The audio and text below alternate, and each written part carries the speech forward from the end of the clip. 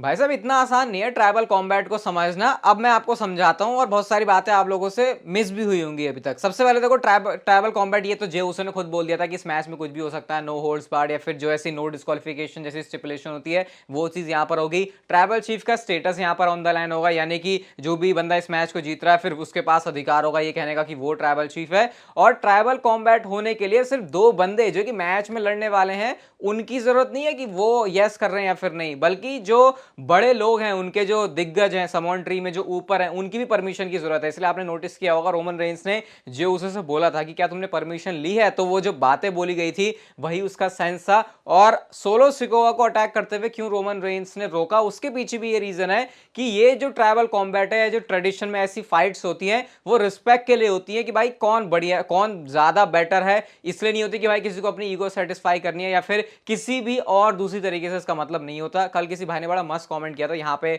ये अच्छे से समझा रहे हैं उस चीज को। अभी मूवीज वगैरह इन्होंने इधर उधर की देखी होंगी, एनीमे वगैरह, आई थिंक वहां पे ये होता है। इससे मुझे समझ में आ रहा है कि ये रूल्स ऑफ एंगेजमेंट ये जो हुआ ये इसीलिए हुआ और उसके बाद क्यों रोका अटैक करने के लिए। यहाँ पे बेसिकली दोनों रोमन रेंस एंड जे उसो शेर हैं और बताना चाहते हैं कि अब ये किसका किंगडम होने वाला है, लेकिन इन रिस्पेक्ट, ऐसा नहीं कि गुस्से में है। और इसीलिए आपने देखा वो रोमन रेंस और जे उसो ने दोनों ने ऐसे हाथ मिलाया भी था और सिर से सिर मिलाया था, तो वो इसी वजह से था। तो देख रहे हो कितनी डिटेलिंग में जाती है डब्ल्यूडब्ल्यूई हर चीज के, और इसलिए ट्राइबल कॉम्बैट होने वाली है रोमन रेंस और जे उसो की at SummerSlam. Okay, hello chatters, my name is Rohit and you are watching wrestle chatter. Welcome है गाइस आपका वॉइस ऑफ रेसलिंग के एक और नए एपिसोड में। संडे आप लोगों को कैसा जा रहा है मुझे जरूर बताना कमेंट सेक्शन में। हम सबसे पहले स्टार्ट करते हैं स्मैकडाउन की व्यूअरशिप के साथ में, और स्मैकडाउन की व्यूअरशिप 1.5 मिलियन के पार भी नहीं गई है इस हफ्ते। सरप्राइज मत हो ना, स्मैकडाउन की व्यूअरशिप आई है वो है 1.182 मिलियन व्यूअर्स, और क्योंकि FS1 के ऊपर था, फॉक्स स्पोर्ट के ऊपर नहीं था, इस वजह से व्यूअरशिप घटी है। लेकिन अगर मैं आपको कंपेयर करके बताऊं तो पिछले हफ्ते के स्मैकडाउन से तो बताऊंगा नहीं, तो उससे पहले जो FS1 हुआ था स्मैकडाउन पर, उसकी जो व्यूअरशिप थी वो 31% डाउन थी इस हफ्ते से, यानी कि 31% अप हुई है स्मैकडाउन की। अगर FS1 पर जो पहला शो हुआ था उससे कंपेयर किया जाए तो उस हिसाब से देखा जाए तो भाई बड़े ये डब्ल्यूडब्ल्यूई का मामला ऐसा कुछ नहीं है कि कोई बहुत बेकार नंबर्स आए हैं। आज से ठीक 1 साल पहले एक त्रासदी हुई थी, और त्रासदी अब उसको नेगेटिव सेंस में लिया जाए या पॉजिटिव वे में, वैसे नहीं, इसका मतलब तो नेगेटिव होता है, लेकिन विंस मैकमैन का एक ट्वीट है जो कि 22 जुलाई को आया था, अब आज 23 हो गई है, लेकिन टाइमिंग के हिसाब से आप लोग समझ लो। 77 साल की एज में जब उन्होंने कहा था कि उनके पास रिटायर होने का टाइम आ गया, thank you WWE universe, then now forever together. अब बहुत सारे लोग इसको लिखते हैं कि क्या विंस ने झूठ बोला, क्योंकि देखा जाए तो भाई कंपनी के अंदर उनकी वो पोजीशन तो है नहीं जो पहले थे, कंपनी बेच भी चुके हैं। तो ये ऐसा ट्वीट रहेगा जो कि मुझे लगता है हर एक साल ही हमको याद आएगा जब जब 22 जुलाई की डेट आने वाली है। रोमन रेंस ने जे उसो के साथ जो मैच ऑफिशियल हो गया उसको हाइप भी किया अपने ट्विटर अकाउंट पे। आप ये पोस्टर देखो रोमन रेंस और जे उसो के मैच के, मैंने आपको पहले ही बता दिया था कि डब्ल्यूडब्ल्यूई के जो यूट्यूब चैनल के ऊपर बैनर है वो आ चुका है, तो उसका मतलब ये मैच ऑफिशियल हो जाएगा, और वो चीज़ यहाँ से ऑफिशियल हो भी चुकी है। कैप्शन में सिर्फ उन्होंने ट्राइबल कॉम्बैट लिखा हुआ है। इसके बाद जो समर स्लैम का ऑफिशियल पोस्टर है वो भी आप लोग देखो, सिमिलर ही है रोमन रेंस ने जो फोटो डाली उससे, लेकिन क्योंकि वो ये समर स्लैम का पोस्टर है तो यहाँ पे आप देख सकते हो ये रोड सी बनी हुई है, ट्रैक बना हुआ है और गाड़ियां चल रही हैं। एनिमेशन भी जो ग्राफिक है वो भी समर स्लैम के कितने अच्छे हैं, और कोडी रोड्स, साथ में यहाँ पे लोगन पॉल और Bianca Belair, Asuka, Brock Lesnar, सारे सुपरस्टार हैं, तो ये भी देखने में काफी कूल लग रहा है। समर स्लैम कूल जाना भी चाहिए, तो और कूल वाली बात हो जाएगी उसके लिए। अगली स्टोरी शॉर्ट्जी ब्लैक हार्ट से रिलेटेड है। तो लाइव इवेंट में शॉर्ट्जी ब्लैक हार्ट अपने नए वाले लुक के साथ आ चुके हैं, जो कि आप लोग इस फोटो में देखो, शॉर्ट्जी ब्लैक हार्ट के जो बाल हैं अब वो पूरे उतर चुके हैं, और स्टिल उन्होंने अपने बालों को डाई किया हुआ है ग्रीन कलर से, तो वो इंटरेस्टिंग चीज़ें यहाँ पर नोट करने के लिए। अब इसी लुक के साथ वो आगे कैरी फॉरवर्ड करने वाली। अगर आपको नहीं पता तो फिर से बताता हूँ, उनकी सिस्टर को जो है कीमोथेरेपी की वजह से, कैंसर की वजह से उनको बाहर जाना पड़ा था, इस वजह से उनको सपोर्ट करने के लिए उन्होंने ऐसा किया है।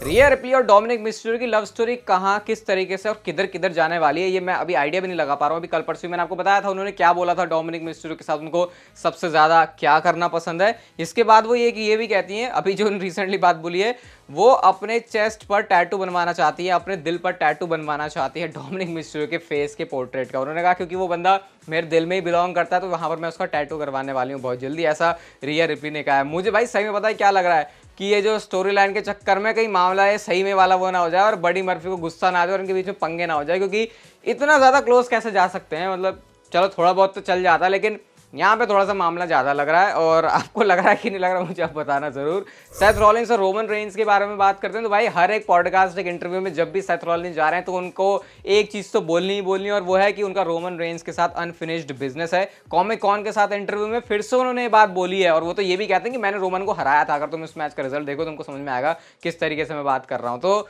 ये भाई अब तो होना ही है मैच। सेथ रॉलिंस अपनी पूरी ताकत जान झोंक देंगे और रोमन रेंस और सेथ रॉलिंस का मैच बनेगा ही। हालांकि सेथ रॉलिंस ने भी कहा उनको नहीं पता कि ये मैच कब होगा। अगली स्टोरी स्मैकडाउन के ऑफ एयर जाने से रिलेटेड है और एजे स्टाइल्स से रिलेटेड है। क्या क्यों लाए ही क्यों एजे स्टाइल्स को, मेरा तो ये सवाल है WWE से। मतलब जब एजे स्टाइल्स आए थे तो ऐसा लगा था अरे भाई ये मैंने आपको इवन बताया भी था WWE के प्लान से वो पुराने वाले जिसने स्मैकडाउन को बनाया है वो वाले एजे स्टाइल्स को लेके आने के, लेकिन अब तो पता नहीं कहाँ उनकी डायरेक्शन जा रही है। ग्रेसन वॉलर के साथ उन्होंने डार्क मैच में जाके रेसल किया है।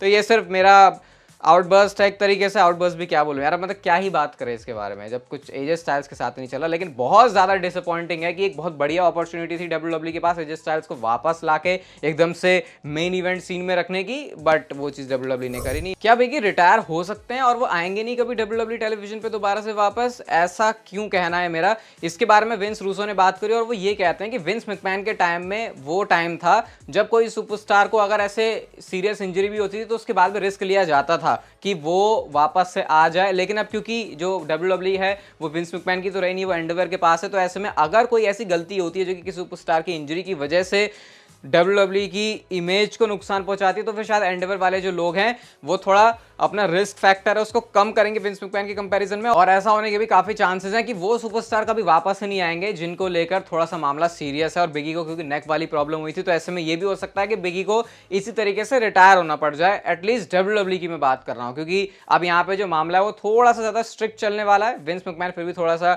जो चीजों को है लाइट वे में ले सकते थे और लिया भी उन्होंने, क्योंकि वो भी खुद एक परफॉर्मर रह चुके हैं तो वो उसको एक बिजनेस के तरीके से देखते ही है, लेकिन साथ में उनका एक WWE फैन वाला भी और चीजों को बुक करने वाली पर्सपेक्टिव होता है। लेकिन एंडरवेयर के केस में ऐसा नहीं है। तो सैडली ऐसा भी हो सकता है कि बिगी को कभी वापस आने का मौका ही ना मिले।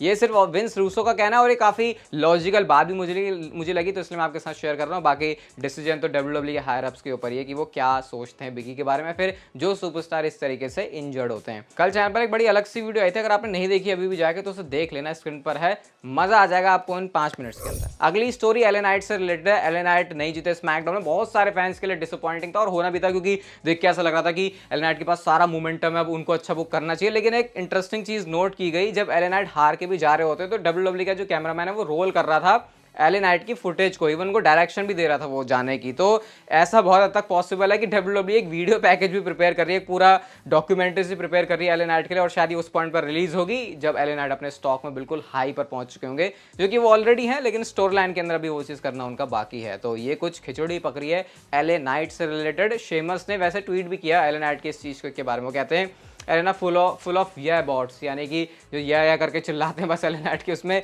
तो वो शेमस को बिल्कुल पसंद नहीं है। और इसलिए भी क्योंकि शेमस भी उस मैच में इन्वॉल्व थे और काफ़ी तगड़ा रिएक्शन एले नाइट अकेले लेके जा रहे थे, बट ये शेमस को तो फिर भी रिएक्शन मिला था, उनको इतना परेशान होने की जरूरत नहीं है क्योंकि वो काफ़ी पुराने टाइम से भी है ना WWE में। अगली स्टोरी डोमिनिक मिस्टीरियो से रिलेटेड है और इतिहास रच दिया है डोमिनिक मिस्टीरियो ने जब उन्होंने सेम वीक में रॉ, स्मैकडाउन, NXT तीनों के मेन इवेंट मैचेस के अंदर कंपीट किया। अनडिस्प्यूटेड टैग टीम चैंपियनशिप के लिए वो सबसे पहले डेवन प्रीस्ट के साथ रॉ के मेन इवेंट में थे। उसके बाद उन्होंने नॉर्थ अमेरिकन चैंपियनशिप के लिए मैच लड़ा था वेस्ली के साथ में, जहां पर वो चैंपियनशिप भी जीते थे। और फिर स्मैकडाउन में भी जो मेन इवेंट मैच था, मेन सेगमेंट में नहीं था लेकिन मेन इवेंट मैच था बुच के साथ में उनका नॉर्थ अमेरिकन चैंपियनशिप के लिए, वो भी उन्होंने एक साथ किया। तो भाई सोच रहे हो, कभी किसी ने सोचा होगा कि डोमिनिक मिस्टीरियो ऐसा कर सकता है भाई, जो कोई पहले नहीं, जिसने कभी पहले ऐसा नहीं किया। इस बारे में आपकी एक्सपर्ट राय क्या है डोमिनिक मिस्टीरियो के बारे में, मुझे आप लोग कमेंट सेक्शन में जरूर बताना। क्या जॉन सीना के आने के चांसेस है मंडे नाइट रॉ के एपिसोड में? वेल, अगर हिस्ट्री देखी जाए तो हो सकता है, क्योंकि फिन बैलर और सेथ रॉलिंस की कॉन्ट्रैक्ट साइनिंग WWE ने रॉ के एपिसोड के लिए ऑफिशियल कर दी। और आपको याद होगा एक टाइम पे रोमन रेंज और फिन बैलर के मैच की भी कॉन्ट्रैक्ट साइनिंग थी, जहां पर कॉन्ट्रैक्ट साइन तो करना था फिन बैलर को, लेकिन वहां पे जॉन सीना आ जाते हैं बैरन कॉर्बिन को मारने के बहाने से, और उसके बाद उन्होंने कॉन्ट्रैक्ट साइन कर दिया और फिर समर स्लैम का मैच बनता है रोमन रेंस और जॉन सीना का। तो इसीलिए फिन बैलर यहाँ पर ट्वीट करते हैं कि if John Cena shows up again I am going to be pissed, यानी कि वो ये बताना चाह रहे हैं भाई अब मत आना जॉन सीना, क्योंकि ऐसा हुआ तो भाई मेरा तो मूड खराब हो जाएगा। वैसे भी ये चीज़ होने नहीं वाली, बड़े काफ़ी इंटरेस्टिंग था कि कैसे उस चीज़ को इस तरीके से फिन बैलर ने लिंक करके बोला। और गाइज हम चलते हैं हमारी आज की नेक्स्ट फाइनल स्टोरी की तरफ। ये तो अब ऐसा लग रहा है कि भाई अब बम फटने वाला है। ब्रे वाइट के बारे में मुझे पता है आप में से बहुत सारे लोगों को सुनना पसंद नहीं है, क्योंकि वही सेम चीज भाई, वो कभी आता तो है नहीं या फिर क्या सीन चल रहा है। लेकिन ब्रे वाइट का जो रिटर्न है वो समर स्लैम के लिए WWE ने लॉक किया हुआ है, और जो 3 पॉसिबिलिटी हैं उनके आने की वो आप लोग स्क्रीन पर देख सकते हो। यहाँ पे बताया जा रहा है कि मेन इवेंट्स के अंदर ही उनका कुछ आने का प्लान है, या तो वो होगा Cody Rhodes and Brock Lesnar के मैच में, या रोमन रेंस और जे उसो के मैच में, या फिर फिन बैलर और सेथ रॉलिंस के मैच में। यहाँ पे तुमने बताया कि पॉसिबिलिटी बैलर वर्सेस रॉलिंस की काफी कम है, और बहुत टाइम पहले एक ऐसी रिपोर्ट आई थी जहां पे ऐसा बताया जा रहा था कि ब्रे वाइट और कोडी रोड्स का मैच पॉसिबल ही होगा। तो फिर शायद ये वो डायरेक्शन हो सकते हैं जहां WWE जाए। इस समय स्क्रीन पर आपको वीडियो दिख रही होगी जो कि कल चैनल पर आई थी, बहुत मस्त अमेजिंग वीडियो, एक बार देखोगे तो फैन जरूर हो जाओगे, उसे जाकर जरूर देखना। ये वीडियो गाइस अगर अच्छी लगी तो लाइक शेयर सब्सक्राइब और नोटिफिकेशन बेल को ऑन कर दो, and see you guys in my next video.